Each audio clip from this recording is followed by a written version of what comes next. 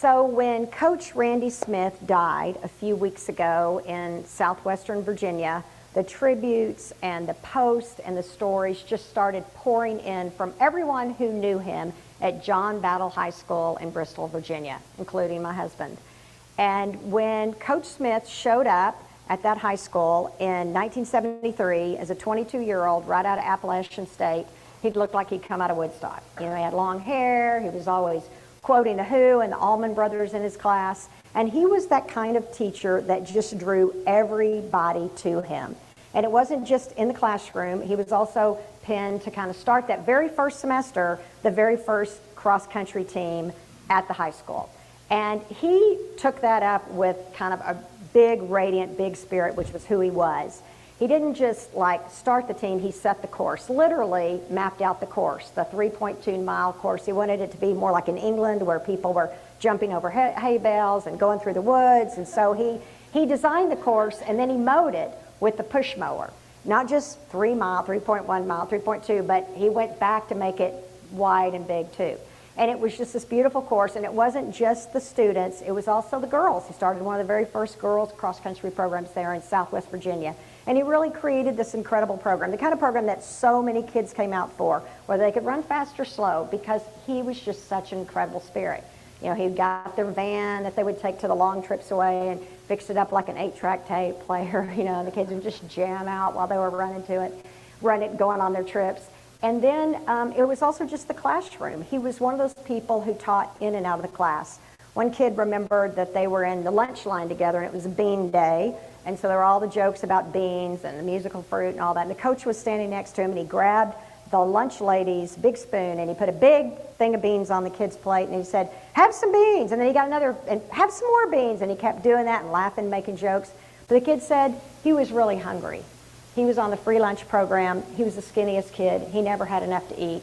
The coach saw that, knew it. It was this way of singling him out, not singling him out, but feeding him. And the kid also remembered another day, the coach was just really wound up. He was one of those, you know, great lecturers, speakers. He was just on fire. And then he started talking about being a Christian. And then he started talking about being a Democrat.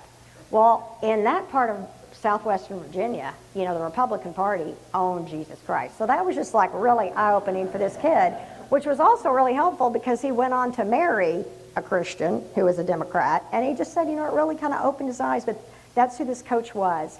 And as the world became more rancorous and more tense and more divided, his tendency to try to bring people together, putting posters and signs and just living out this huge spirit. And he never stopped. When he retired from 30 years of teaching, he went on to teach at college for 10 years. And then when he quit that, he went on to like volunteer at the Hungry Mother State Park as like an avid bird watcher. And there's like 150 bird species around there. It's this really red zone. And he was, you know, starting seed libraries and leading hikes, just this person whose essence was teaching. His identity, his purpose was the same thing. In Matthew's gospel, that's Jesus. We miss it because we think of Jesus as the healer and the miracle worker and the revolutionary, and all that's true. But the very first thing we're told in Matthew's gospel, he went among them teaching. And that's how the Sermon on the Mount begins. He sat down and began teaching, and at the end, he astonished them with all his teaching. And then chapter 9 and chapter 15 and then chapter 26, when they're coming after Jesus, what does he say? "Why didn't you just come for me in the temple? I've been there," what? Teaching every single day. I mean, he was just this person who lived that. And in some ways, Coach Smith and Jesus are kind of good examples for that, because they're a way of saying all of us are called, what? To just live out who we are. You know, like that rabbinic statement at the end, you know, God doesn't look at you and say, "Why weren't you Moses?" God says, "Why weren't you Peggy? Why weren't you Jim?" Right? You're just called to live out your essence. And so Jesus' beautiful words here, this would be a great funeral scripture too, is what? You are the salt of the earth. It's not your ground nutmeg, you know, or your cardamom or your saffron. Salt is about the basic thing, right? It is absolutely basic. You're just salt of the earth. All of us are just who we are. And then you're the light of the world. It's not like you're Halley's Comet or you're, you know, a shooting star. It's just light. And so it's a way of saying all we're really supposed to do is live out who we are. It's not this list of impossible things. We talked about that last week. The whole gist of the Sermon on the Mount is it's a gift. Jesus does not show up here and say, let me give you a really arduous, difficult, demanding list of things that you can't ever possibly do. It's more like, here's this gift, here's this way to live. You know, you've heard it said, you shall not murder. Tell you, don't even be angry, right? Just like let things go. You've heard it said, when someone asks for your coat, give them your cloak too. It's just this invitation to live generously. I like this statement that what you hear in the Sermon on the Mount is this invitation to trust in God's goodness absolutely and mimic God's generosity unconditionally. So you trust completely, right? It's like, don't worry about what you'll eat or what you'll drink or what you'll wear, right? Look at the birds of the air, look at the flowers in the field. Do they worry about it? No. So it's this invitation to believe, just as we've been told, blessed are the poor in spirit, blessed are those people who know that they're completely dependent on God. And then there's this invitation to just live that way, right? To be the people who mourn, who know the world is messed up and I'm not going to put up with it. Blessed are the meek, the merciful, the peacemakers. Blessed are the people who say, you know what, we're going to change this like Tyree parents asked us to, with peace and justice and love, insisting on something else. Do you see that? It's like, not like this is impossible, you'll never be able to do this. It's like, hello folks, just step up here and do it. When I hear these words, I think often about the kind of challenge that is in there that we sometimes kind of dismiss and push away and think, well, I don't even know what to do, so I can't even begin. I think about how Dr. King spoke about the beloved community. And in many ways, that's what's going on here, because the invitation is not just be salt of the earth. What else does salt do? Salt is not just salty for salty's sake. Salt also brings out all the flavors in the dish, right? You know, you're making some soup, you've got all these flavors in there, you got all these seasonings, and it's still, and you add the salt, what happens? It just puffs, it brings it together, right? So the salt of the earth is a way of saying, it's not just like each of us go out there and shine individually. We're all called to live in such a way that we call other people to live beautiful, big lives. So Coach Smith did that, right? I mean, he lived in a certain way that other people kind of followed that and found a way to emulate him. And so everybody who's been talking about him on social media the last 3 weeks has kind of eulogized him, and then they say, you know, I'm going to be more kind, more thoughtful, more generous. And Dr. King talked about the beloved community, and that was his way of talking about this kind of encapsulated vision we see in the Sermon on the Mount. My friend Wallace was pointing out that when you talk about Dr. King's vision, you've got absolute assurance that it starts with the least of these, that it's a poor people's campaign, that unless this beloved community is kind of changing the actual way people live, it's pointless.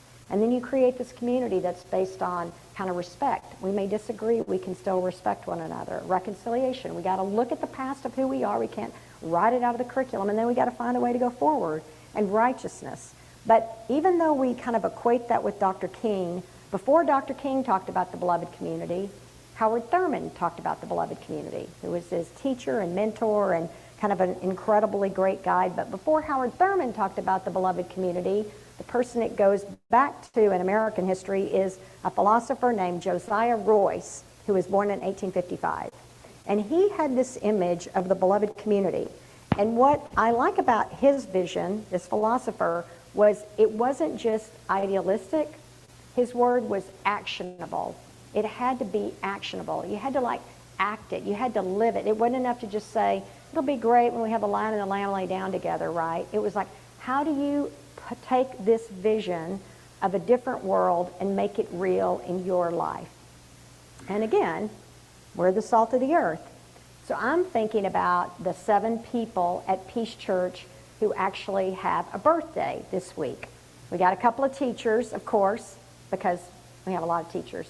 We got Linda Wirtz in the classroom. Kids, you know, Coach Smith, I hate to say he had it easy, but let's just say teaching's a rough thing to do now, right? I mean, it's tough. The kids are coming there with a lot of needs. We got Anita Furch, retired elementary principal. She's usually with us today in Philadelphia. I think today she's taking a hike at a museum.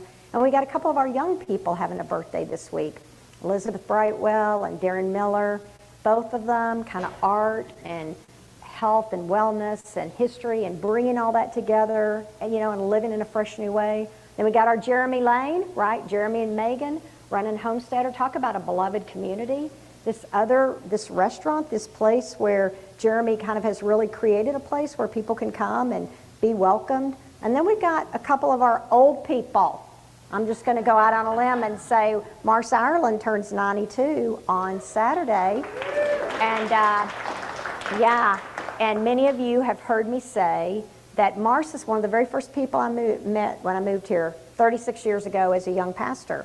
And I learned so many things from Mars and her son Patrick, who had AIDS, who was a leader in the gay community, who started the Walk for Life, and I was able to accompany with him on that journey. And Mars was so significant in both churches I've started, making the sign on the door. And in those early days, I would run by her house and she would make big signs that I could put up around about the church and that kind of thing. And Mars, after she retired, she worked at Heifer Village down there in Arkansas, doing the things that, like, you know, the computer work and the phone work and the mailing the flyers out and that kind of thing. And kind of living into that, kind of offering her heart and continuing to do so, making our Advent calendar for our kids this year. And then I think of Ed Brennan. Ed is 83 today, and he's almost always up there with his white hair kind of showing up. Ed, like a lot of our good people, has served our country his whole life. He worked for Medicare, he worked for Social Security. Also a person with a huge, big heart. Brother who is gay, very open, inclusive all of his life. Worked at Harvesters, volunteered at Harvesters until his 80th birthday when he finally retired from that. And a person with a beautiful, gorgeous family, kids and grandkids, and his beautiful Charlene. And I always tell Ed how much Ed and Charlene have meant to me. Charlene had a difficult diagnosis about 3 years ago, and kind of everything in her body has just sort of, you know, begun to end. And so 2 years ago, she had to go into a little home apart from Ed, and that's been really difficult. When I was getting remarried and I was engaged, I really looked to Ed and Charlene. They're in a second marriage, kind of begun in their 40s, and just such a beautiful, now they've been married 40-something years, but I remember that was, you know, the happiest time of my life, probably. I mean, just such a happy, happy time, but just also aware that it was conflicted for some people too, of course, because complicated thing. A second marriage is always complicated. And I remember talking to Ed and Charlene about it, and just their patience and their encouragement. And they're like, you know, kids and other people will come along, and just the beauty they have. It's been such a gift to me. And then to see all of us who have been privileged to see how Ed has cared for Charlene. He goes to see her every single day. He goes to see her every single day at 3:30. Sits there with her, talks to her, such a beautiful spirit. I saw her Thursday, and just such a radiant spirit, even though her words are few these days, but feeding her and caring for her. And I was talking to Ed about their relationship, and he was talking about just, you know, what he misses right now, being home with her. And he said, it's the small, simple things. It's folding sheets together. You know, that kind of thing. Just the small, simple gifts that we share. This Epiphany season is an invitation for us to all think about our lives, right? It's an invitation for us to think about the extra helping of beans, for speaking up and claiming our faith, for saying the truth of who we are, for speaking up, for challenging things that are harming to other people, for simply folding the sheets, for loving a person, for being the best of who we can be. God says to us, you're the salt of the earth. You're the salt of the earth. And you're the light of the world. The light of the world. I mean, you are the light of the world, right? Just put yourself out there, right? The absolute light of the world. Our dancing, our singing, our loving, our sharing. May this season be a reminder to us all of the very simple, small, actionable things that we can do every day that build up this world and bring it a little closer to God's beloved community. Amen.